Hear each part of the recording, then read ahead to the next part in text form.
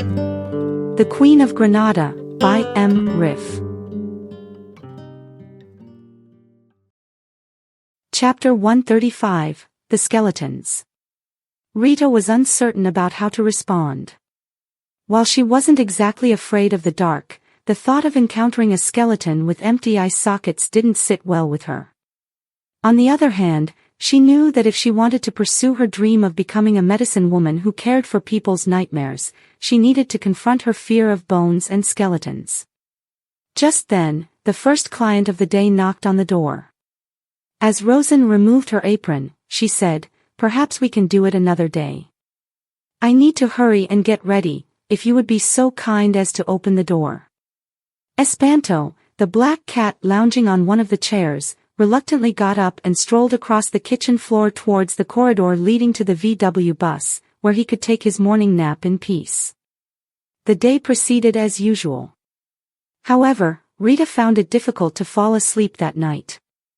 She lay in bed in the Volkswagen, tossing and turning. The idea that there was an underground city beneath her bed filled with skeletons haunted her thoughts. She found it peculiar that people buried their deceased underground and expected them to ascend to heaven. She had heard that in some regions near the Himalayas, they dismembered the corpse and fed it to vultures, giving the departed a better chance of reaching the sky. Despite her fear of having nightmares, she eventually drifted off to sleep. Fortunately, she didn't experience any nightmares. Instead, she had disturbing thoughts throughout the next day. She simply couldn't bring herself to step on the hatch in the kitchen floor. It felt as if the skeletons might suddenly lift the hatch, seize her ankle, and drag her down into the catacombs. Even the faintest creaking of the floorboards under her feet sent shivers down her spine, freezing her in place.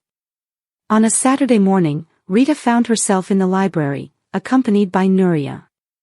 As they approached their regular table, the black cat, Espanto, was already there, waiting for them. Nuria could also see her late grandma Nara, whose presence was typically accompanied by a pleasant fragrance of rose water. Rita turned to Nuria and asked her to inquire of Nara how one could conquer the fear of skeletons. Nuria engaged in a brief conversation with the grandma Nara and then relayed her response to Rita. "Nara suggests that you should confront your fear, before it transforms into a limitation." To Rita, this advice seemed to imply a journey into the depths of catacombs to stare directly into the hollow eye sockets of skeletons. After saying goodbye to the grandmother, they roamed among the bookshelves.